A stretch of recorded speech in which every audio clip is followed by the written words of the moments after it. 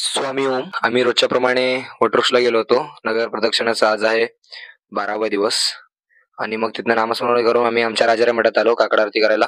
काकड आरतीची तयारी वगैरे करून घेतलो. मग काकड आरती चालू केलो. मग काकड आरती करेक्ट 5ला होते रोज. 5 किंवा 5:10 पर्यंत होते. मग नंतर अभिषेकाची तयारी वगैरे करायचं होतं. काकड आरती झाल्यावर अभिषेकाची तयारी वगैरे चालू केलो. मग जे जे अभिषेकाला लागतं ते सगळं आणून ठेवलो आणि अभिषेक चालू झाला. मग रोजच्या प्रमाणे आज शुक्रवार होतं, गर्दी होती आज. मग चालू केला अभिषेक. पहिलं तर सगळ्या लोकांना डोकं टेकवायला सांगितलं पादुकांवरती. हे महाराजांच्या पादुका आहेत. आणि मग पाळी व्हायचं होतं पादुकांवरती. सगळ्यांकडून अभिषेक वगैरे करून घेतलो. मग मग तीर्थाच्या बाटल्या वगैरे भरायचे होते. लोकांना द्यायचं असतं तीर्थ. मग तीर्थाच्या बाटल्या वगैरे भरायचं झाल्यावर मग फुलं वगैरे लावायला चालू केलो. मग फुलं वगैरे लावायचं झाल्यावर मग बाकीची तयारी पण होता आम्हाला. लोकांकडनं फुलं वगैरे लावून घेत होते. तोपर्यंत आम्ही तिकडं बाकीचं काम बघायचं म्हणलो.